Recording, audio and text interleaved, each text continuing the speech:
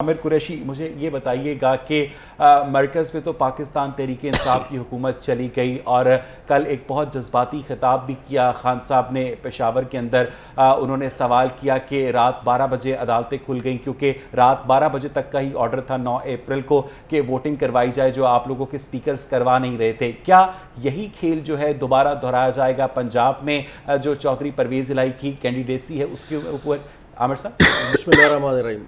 पहले तो मैं मरकज़ की बात कर लूँ। अवैस देखें, बड़ी एक मैं समझता हूँ अनफॉर्चुनेट कंडीशन है मरकज़ की कि एक जमात जिसके पास 155 के करीब का नंबर था नेशनल असम्बली का, आप उसको बाहर निकाल देते हैं। और जिस जमात के पास सिर्फ नंबर है कोई 80 के करीब, 80 के करीब इनके नंबर है, तो वहाँ से प्राइम मिनिस्टर बन जाना, मैं समझता हूँ ये तो अवाम जिन्होंने वोट दिए हैं, पूरे पाकिस्तान की अवाम ने बिल्कुल उनकी जो मंगे हैं उनको तहस नहस कर दिया गया। जमहूरियत में कोलिशन बनाना गलत है। कोलिशन बनाना, देखें कोलिशन किन लोगों ने बनाया?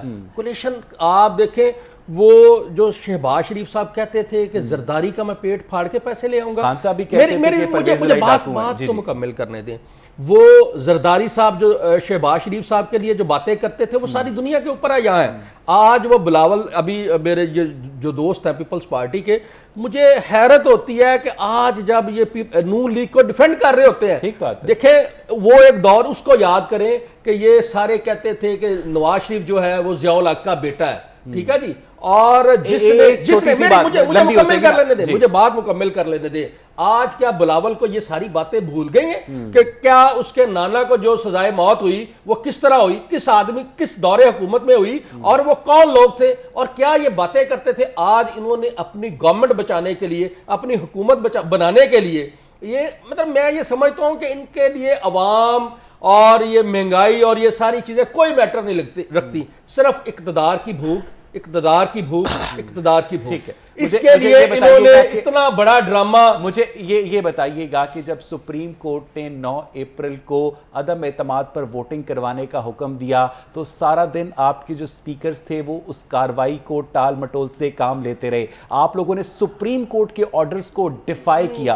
आमिर कुरैशी साहब, इस पर अफसोस है? अल्टीमेटली देखें, अल्टीमेटली उसके ऊपर 12 बजे से पहले जो है हमारे स्पीकर साहब ने कहा जी मैं इस अमल का हिस्सा नहीं बन सकता, उन्होंने उसको छोड़ा। इनका स्पीकर तो न्यूट्रल होता है, स्पीकर तो कस्टोडियन ऑफ हाउस होता है। उसने कहा जी मेरा ज़मीर ही नहीं गवारा करता मैं इन लोगों से वोट लूं, मेरा ज़मीर ही नहीं गवारा करता कि मैं सुप्रीम कोर्ट के अहकामात पर अमल करूं। इसलिए उन्होंने वो अपनी चेयर छोड़ी, उन्होंने एयाज सादिक साहब को मौका दिया। मेरा सवाल बुनियादी यही काम आप लोग पंजाब असेंबली में भी करने जा रहे हैं। अच्छा देखिए, पंजाब असेंबली में हमारा मुतहदा एक कैंडिडेट है परवेज़ इलाही साहब, और मैं ये समझता हूं कि परवेज़ इलाही साहब जो है वो एक बड़े मोतदिल किस्म के कैंडिडेट पंजाब के लिए साबित होंगे।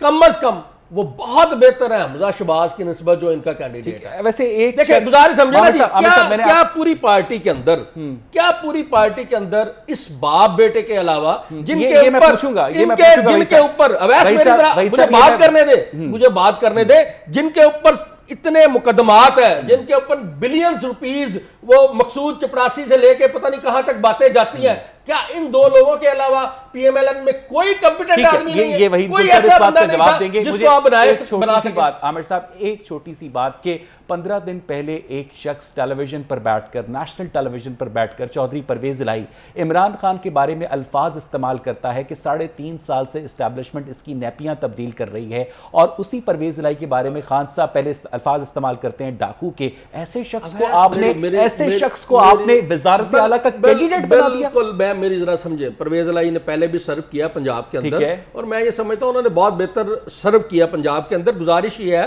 कि पॉलिटिकली ये छोटी मोटी बात हो जाना, और ये जब आप एक हरीफ होते हैं, जब आप एक कंपिटिटर होते हैं, ठीक है, वो कोई ना कोई, और ये बड़ा मैं समझता हूं कि वो 3.5 साल से हमारे इत्तेहादी हैं, और मरकज में भी वो हमारे इत्तेहादी थे। इत्तेहादियों को थोड़े बहुत ये आपके नजदीक छोटी मोटी बात है, बिल्कुल शिकवे गिले होते हैं इत्तेहादियों को, वो दूर कर दिए जाते हैं। और इसी तरह हमने पंजाब में समझा कि वो बेहतर एक कैंडिडेट है।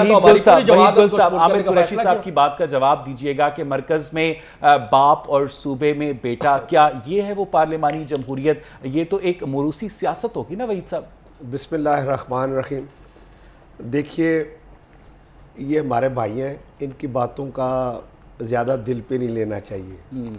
ये इनकी यही बातों की वजह से ही आज जो है ये इक़्तिदार से महरूम हो गए हैं। और ये बड़ी अच्छी बात है, आप अब ये खुलकर बात करें, हम इनकी पूरी बात सुना करेंगे। हमारा इतराज़ यही होता था कि जब ये इक़्तिदार के अंदर थे तो उस वक़्त ये विकेट की दोनों जानिब खेलते थे, यानी अपोजिशन भी खुद ही बन जाते थे और इक़्तिदार वाले तो ये थे ही। तो अब एक नई रीत कायम करने की तरफ ये इनका सफ़र जारी है।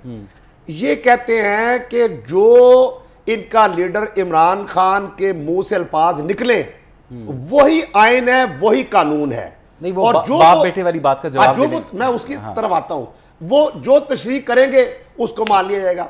अब देखिए, बाप और बेटा की जहां तक बात है, बात यह कि ये वही बेटा है कि जो जनरल मुशर्रफ के दौर के अंदर जिसने जेलें काटी, अजियत काटी, और आज तक जो है वो इमरान खान साहब ने जो इल्जामात लगाए, जेल तो शाहिद खाकान अब्बासी ने भी काटी, जेल तो राना सनाउल्लाह ने भी की। बिल्कुल गुल साहब वही मैं गुल साहब उस वक्त देखता रहा हूं। मैं कहना ये चाहता हूं कि जब जेल के अंदर डाला जाता है तो उसके अंदर तो ये फर्क नहीं किया जाता कि ये बाप को भी हम बेगुनाही के तौर के ऊपर जेल भिजवा रहे हैं और बेटे को भी जेल के अंदर भिजवा रहे हैं।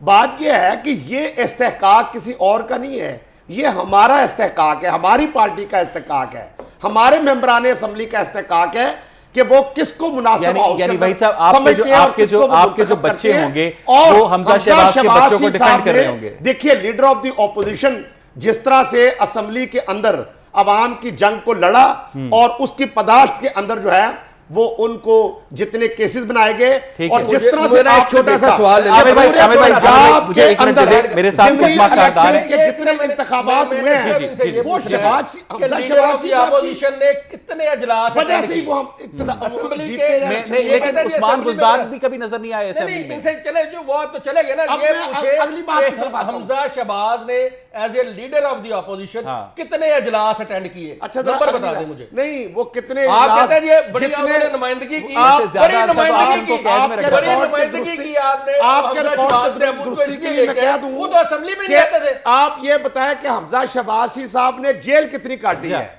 ये आप दोनों चुप करेंगे। उन्होंने जेल कितनी काटी? आमिर और वहीद को आप जरा तवक्कुफ कीजिएगा, आप जरा दोनों पानी पिए। ये जो इत्तेहादी जमातें हैं, जो मुनहरिफ अराकीन हैं, इन सब के जो ज़मीर हैं एक साथ कैसे पलट गए इमरान खान से? ये पलटे या पलटाए गए शहजाद साहब? भाई उसमें जो है ना, हम तो 1.5-2 साल से पाकिस्तान पीपल्स पार्टी चेयरमैन इस बात के पीछे थे।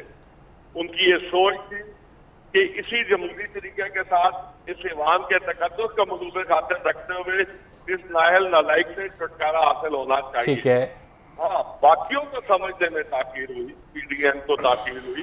चले आमिर